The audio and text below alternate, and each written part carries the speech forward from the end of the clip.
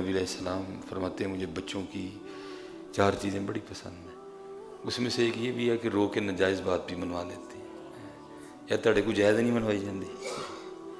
इसलिए हज़रत जी खूब कोशिश करो और खूब कोशिश करो, अल्लाह बहुत करीम है। बस पहली बात तो ये है कि अमल नहीं है। दूसरी बात, अगर को अमल के लिए निकला है तो वो दिखावे में पकड़ा गया है, इखलास नहीं है, इखलास नहीं। हज़रत सैयदुना शेख जुनैद रहमतुल्लाह ताला, जुनैद बगदादी रहमतुल्लाह, आप फरमाते मेरे बाल बड़े बढ़ गए। फ़कीरी थी ना हज़रत, पैसे कहाँ थे, ना उनको पैसों की भूख थी ना ही पैसे थे हज़रत, दोनों काम ही नहीं थे। आप फरमाते मैं अपने शेख की बारगाह में हाजिर हुआ तो आपने मुझे फरमाया जाओ जुनैद बाल कटवा के आओ। कहते पैसे तो थे नहीं बाल कटवाने के लिए। कहते मैं हिजाम की दुकान पे चला गया, वो ना किसी गाहक के बाल काट रहा था। आप फरमाते मैंने अस्सलाम वालेकुम कहा और फिर कहा कि चचा आज अल्लाह के नाम पे मेरे बाल काट दो। आप फरमाते उसने गाहक को ना उठा दिया और मुझे बिठा के कहता है यार पैसे नहीं तो बड़े कट्टे ने, आज पहली बार को ले भी आया है, पैसों के लिए तो बड़े कट्टे, आज को पहली बार उसके लिए आया। आप फरमाते मेरे सर को चूमा और बाल काटने शुरू कर दिए। आप फरमाते रोता रहा, उसने मेरे बाल काट दिए, उन्हें कहने लगा जाओ। तो हज़रत जुनैद बगदादी रहमतुल्लाह ताला अलैह फरमाते हैं जब मैं उसकी दुकान से उठा ना तो ये नीयत करके उठा कि जब कभी वक्त आएगा अल्लाह पैसे देगा तो मैं इसको ज़रूर इसका बदला दूँगा। अब फरमाते वक्त आया, अल्लाह ने नवाज दिया बड़ा ज़्यादा। अब फरमाते मैं उसकी दुकान पे आया और उसको वो मौका याद कराया कि जब तूने अल्लाह के लिए मेरे बाल काटे थे, मेरे पास था कुछ नहीं, तो आज मेरे पास है तो मैं उसका बदला आपको देने आया। तो आप फरमाते वो जहाँ मुझे आगे से कहता है जुनैद आप इतने बड़े शेख बन गए हैं और आपको एक छोटी सी बात का भी नहीं पता चल सका। तो आप फरमाते मैंने कहा वो क्या? तो आप फरमाते वो आगे से मुझे कहता है जो काम अल्लाह के लिए किया जाए फिर उसका बदला मखलूक से नहीं लेते हैं। हम मखलूक से तालिब हो गए हैं, इसीलिए तो हदीस पाक का मफहूम मिलता भी है। कई लोग ऐसे आएंगे कि पहाड़ों के बराबर उनके अमल होंगे लेकिन उनमें से एक अमल भी अल्लाह के लिए नहीं होगा। तो अल्लाह उस बंदे से कहेंगे जा जिनके लिए किए थे उनसे जाके बदला भी ले लिया। और मैं कहता हूँ हज़रत हम तो मुसाफिर लोग हैं ना, तकलीफ़ होती है हज़रत।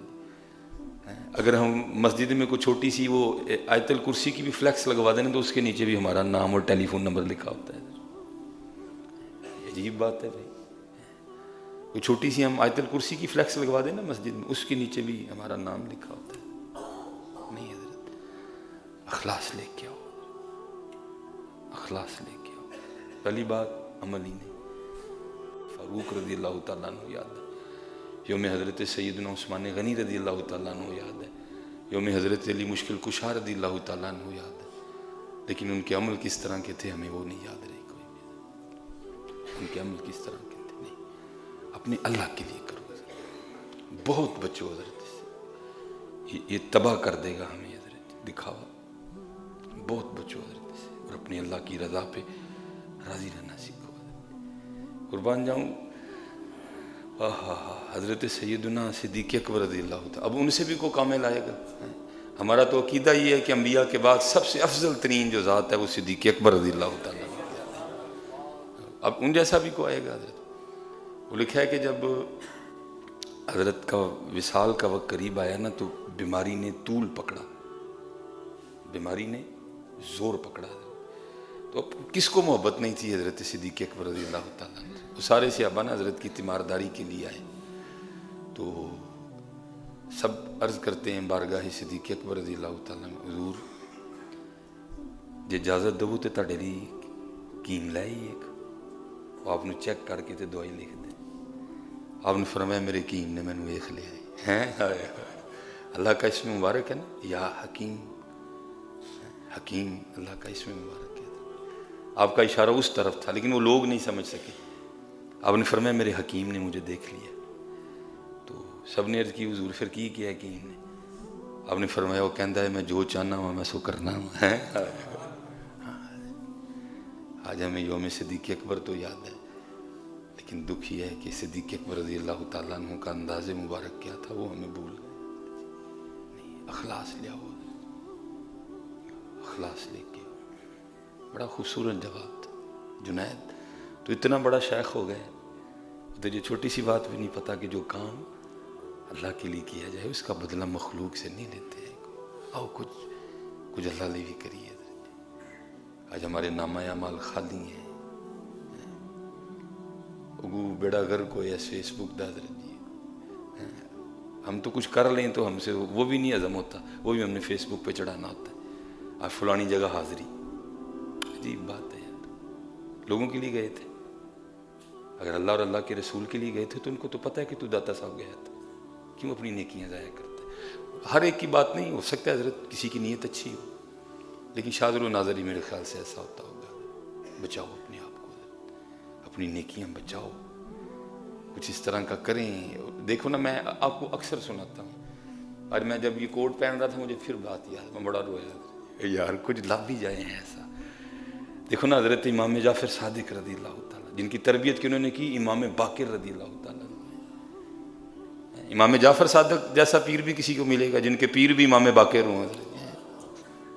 को कसर छोड़ी होगी इमाम बाक़िर, कूट कूट के अखलास भरा था उनके अंदर। आप आले रसूल थे, कुर्बान जाऊँ हैं, अहले बैत के इमामों में से एक बड़ा नाम है। तो वो हज़रत सुफियान सौरी रहमतुल्लाहि ताला अलैह आपसे मुलाकात के लिए हाजिर हुए। तो जब आए तो क्या देखते हैं कि हज़रत इमाम जाफ़र सादिक रज़ी अल्लाह ताला ने बड़ा कीमती जुब्बा पहन रखा है। तो वहाँ तो रंग ही वखरा था ना।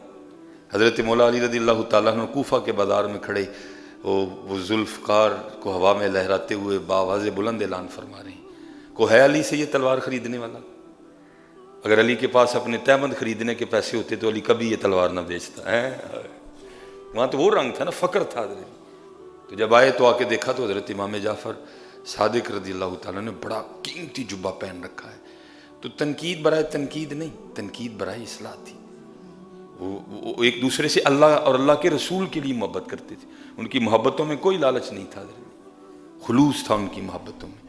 तो हज़रत सुफियान सौरी रहमतुल्लाहि ताला अलैह हज़रत इमाम जाफ़र सादिक रज़ी अल्लाह ताला की बारगाह में अर्ज़ करते हैं, हज़रत ये ख़ानदान नबूवत का लिबास नहीं है। हुज़ूर नबी अलैहिस्सलाम सादगी, हज़रत मौला अली मुश्किल कुशा सादगी, इमाम हुसैन सादगी, इमाम ज़ैनुल आबिदीन सादगी, इमाम मोहम्मद बाक़िर रिज़वानुल्लाहि तआला अलैहिम अजमईन सादगी। ये आपने फरमाया ये ख़ानदान नबूवत का लिबास नहीं है। तो मैंने पढ़ा है कि हज़रत ने ना वो जो भी उस वक़्त के लिहाज से कोई सिलसिला था, बटन वगैरह या जो भी था, आपने खोल के दिखाए तो नीचे हज़रत ने बोरी का लिबास पहन रखा था, जो सूफिया का लिबास है। नीचे हज़रत ने बोरी पहनी हुई थी। तो आपने आगे से फरमाया, ऐ सुफियान, ये जुब्बा मैंने लोगों के लिए पहना है इसलिए ऊपर पहना है, ये बोरी मैंने अपने यार के लिए पहनी इसलिए नीचे पहनी है। देखो हज़रत कितना खुलूस, कितना अखलास था उनमें। इसलिए हज़रत अखलास लेके आओ। हर काम करने से पहले अपनी नीयत चेक करो। हज़रत ये काम हम क्यों कर रहे हैं, हज़रत मेरी नीयत क्या है, मखलूक के लिए कर रहा हूँ या अल्लाह और अल्लाह के रसूल के लिए कर रहा हूँ। फिर देखो तो सही हज़रत, वो अमल जो आप अल्लाह और अल्लाह के रसूल के लिए करेंगे वो अमल आपको कितना लुत्फ़ देगा हज़रत, वो अमल आपको कितना मज़ा देगा हज़रत। इसीलिए तो आज लुत्फ़ नहीं है, आज मज़ा नहीं। क्यों? क्योंकि काम अल्लाह के लिए नहीं।